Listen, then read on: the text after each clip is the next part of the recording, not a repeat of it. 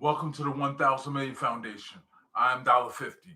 This broadcast is going to be about, a chain of events that took place some time ago that led to an abrupt change in the way things have done. Now, when I began making music, my career in music making was a different one. It was primarily based on the demand for the order of things to be in a proper context. I usually wouldn't be making mood music.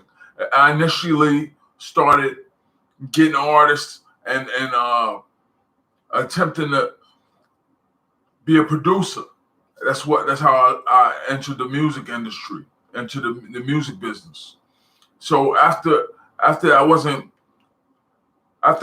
being redirected, the World Trade Center was attacked, and chain of events took place, and things just seemed impossible.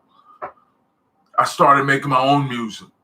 I didn't depend on artists, gathering artists together, whatever disagreements were present, and things like that going on. I didn't depend on that. I depended on making my own music, going to the studio and recording and taking the music to Times Square, to a remote location, and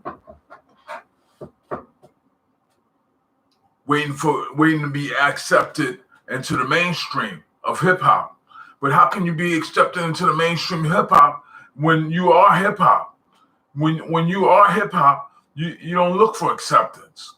I didn't pay much attention to that concept, but people from the district, we rarely take the record deal. We rarely take the deal.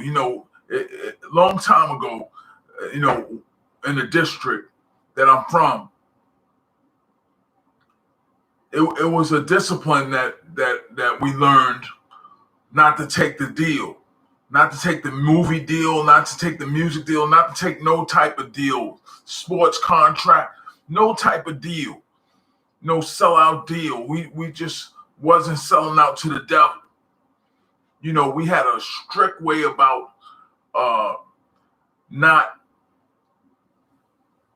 taking the deal. We just never took the deal, the music deal, the movie deal, whatever deal. You had the Mike Tysons, you had the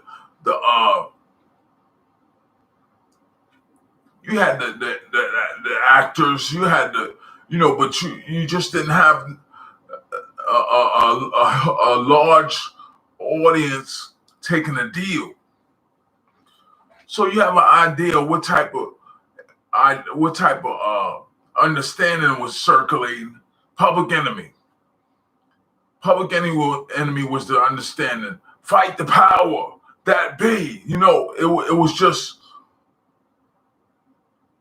that Brooklyn energy. That Brooklyn energy we wasn't taking a deal. So when I went to the studio and I took the results to Times Square in an effort to take the deal, it just never worked out. It never worked out. I went to Puffy. The representative of Puffy was in the lobby, and I said, "Is he in?" He's not in right now, but he should be in later. Well, here, take this recording. That's how it went down. Take this recording. Come back. Is he in? He's not in right now. Take this recording. Let him listen to this. So after repeating that process a number of times,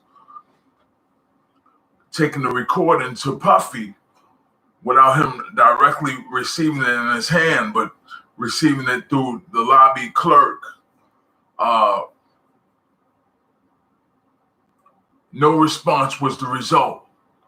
And I didn't stop there. When I didn't get a response from Puffy,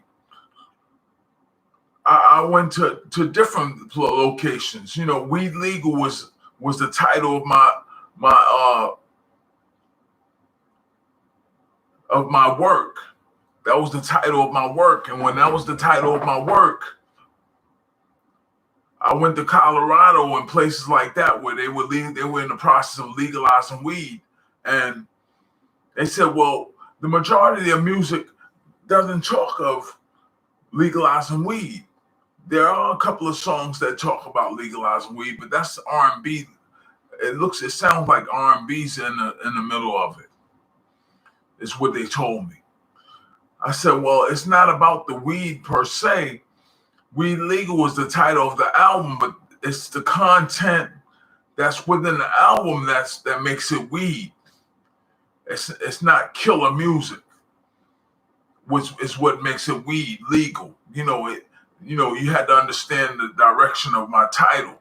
My title wasn't all about weed, but it was based on the content of my music not being lethal, making it weed legal. That's what gave it the weed direction. That's what gave it the direction of weed. There was a subject about making weed being legal as opposed to alcohol because weed hurts less people. There were talks of that, but when it went on the Yakub and $1.50 is the meaning, and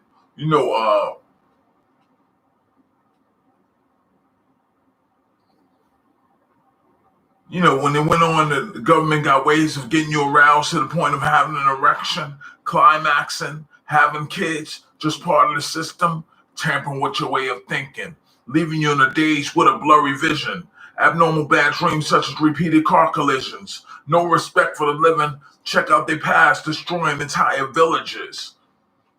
It went on to travel through the history of America. But it wasn't lethal. It was history. It wasn't about protesting. It wasn't about rioting. It wasn't about none of that. It was about the content of weed legal being extreme content, but not lethal. Extreme content, but not pro-black. Extreme content, but not pro-white. Extreme content, but not all man, extreme content, but not all woman, extreme content, but not all children. I mean, it had everything in there, everything in like one big pot of gold. So when it was like one big pot of gold, Puffy cradled what I was saying, but he never functioned as a hip hop entrepreneur. He never functioned. And I never, questioned his dysfunction. I never questioned it. I just said it wouldn't be as compatible as the district that I was from.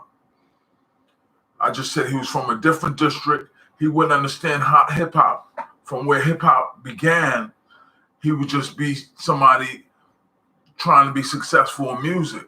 He does R&B, he does hip hop, he does heavy metal, whatever he does on the side on his channel, Revolt, is elsewhere. But my point is, hip hop began in Brooklyn, and Brooklyn is not taking no deals. Brooklyn is assertive about who listens to their music. Anybody can listen to their music in Brooklyn. People are particular about who's accessing their information, and so on and so forth. So when you got these situations where people are in charge or in power positions like Puffy,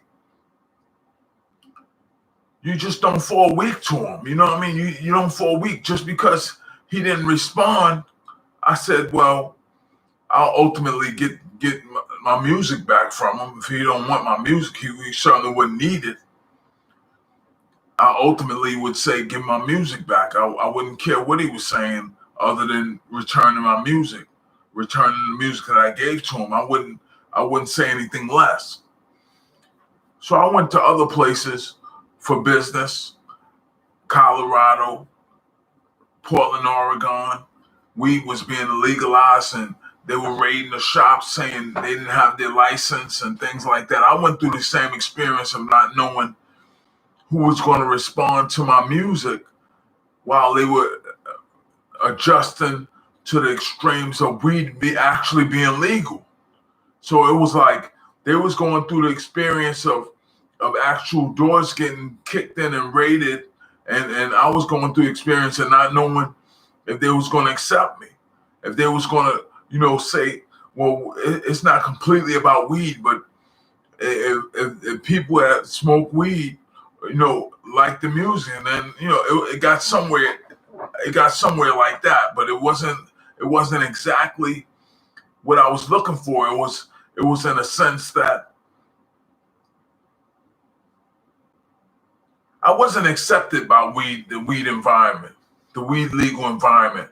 I generated weed legal, but weed legal had a content that wasn't as weedy, like you getting high. Yeah, yeah, you're not gonna die. Yeah, yeah, weed legal is the way to go.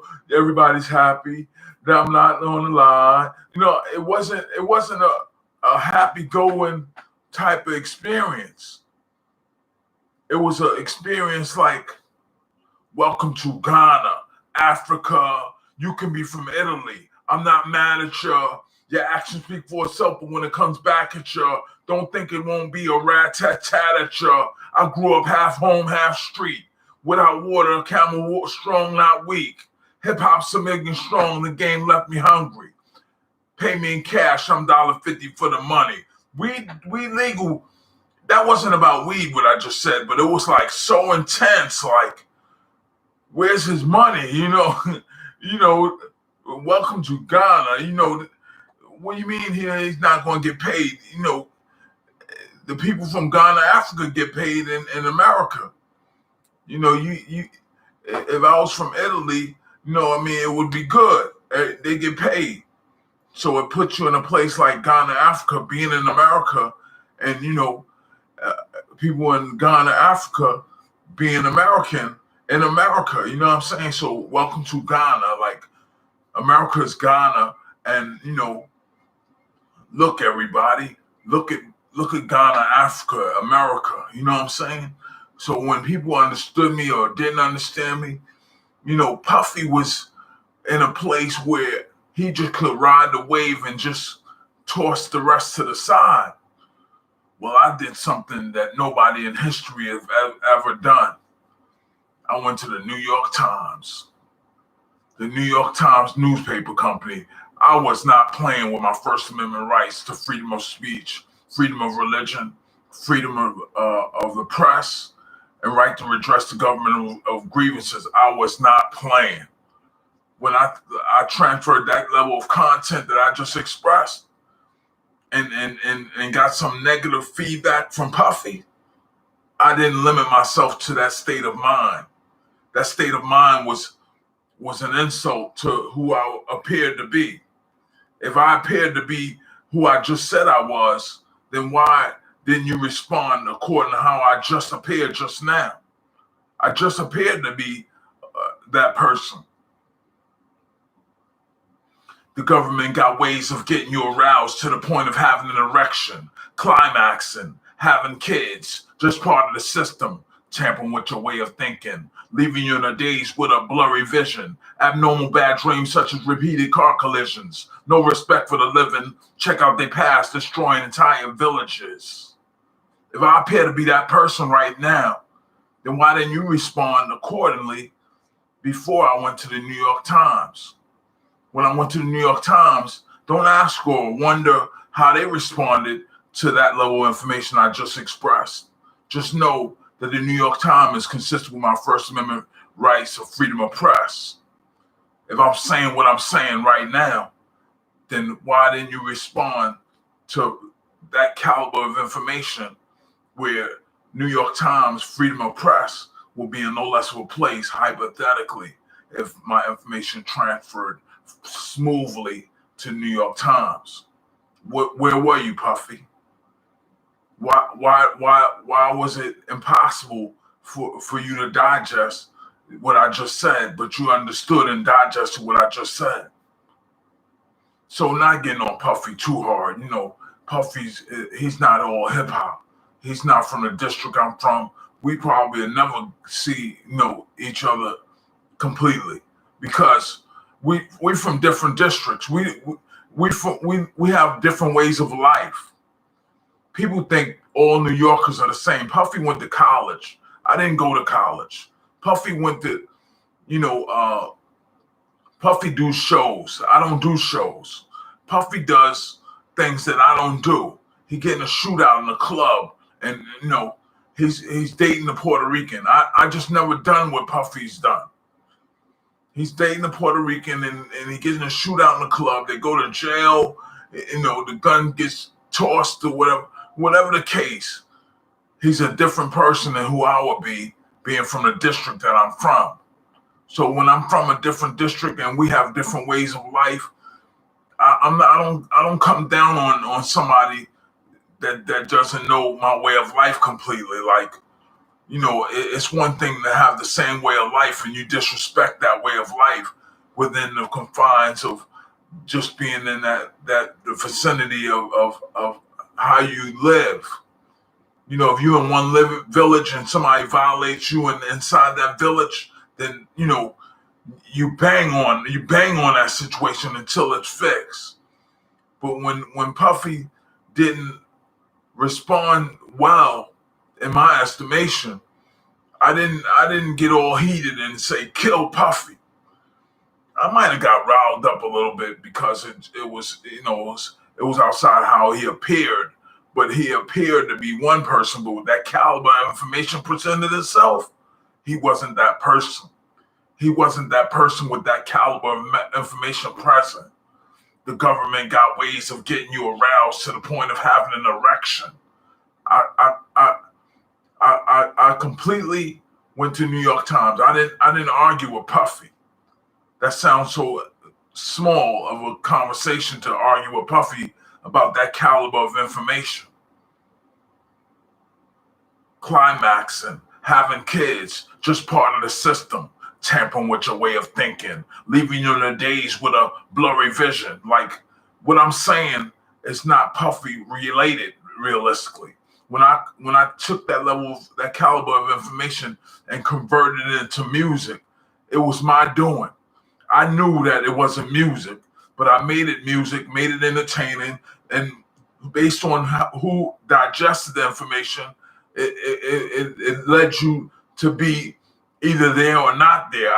I wasn't coming down on somebody for not digesting Yakub the Hustler. Yakub the Hustler. Sometimes he show up in shades, sometimes darker. Yakub the Hustler, tampering with the minds of many, men, women, and children. Still liking them Acura, BMWs, Mercedes Benzes, with them lights still bugging. Yakub the Hustler, you all heard the story. You already seen it. Hey, look, you already know me. Yakub the Hustler, gear shift eye, suspension eye, hydraulic eye, brake eye. Up, now you cry. I got the aqua tread eye. Yakub the Hustler, I travel from zero to infinity. You never shook eye. I get brewed tie. Yakub the Hustler. Yakub was on some madness like we can build pyramids with this. We can make all the people talk in bondage, then sentence them all loose lips, sink ships. Yakub the Hustler. We could build a dynasty and it'd be all part of the myth. Yakub the Hustler. Philae, Delphi, a city of brotherly love lies. You want my eyes, my mind, in search of all my black ties. Yakub the Hustler. If I was born in the County Kings, you never respect I, Puffy. When I survive, you say I be lie. Yo, I'm out of here. Yo, you know what it is. Click on the link in the description. Feel free to donate. You know what I mean? Support my movement. Subscribe and throw your likes on Dolla50 International, Dolla50 International. Subscribe, throw your likes, and most importantly, visit the website. Support my movement. You know what I mean? I'm soon to do an album this summer. I got to make some corrections to my studio. My studio is just downstairs waiting to happen. You know what I mean? I just haven't been doing that right now. You know what I mean? I got the chess albums. I got Project 13, the Black King. I got some work in the in the system circulating, bubbling. But feel free to donate. Most importantly, because I need your support right now. It's not the money. It's the content not just moving. When I just said what I said, when you donate, the information lands in the same place. Look at it that way. Don't look at it like I'm chasing you around for your money. I go to the government for that. You know what I mean? Peace. $1.50.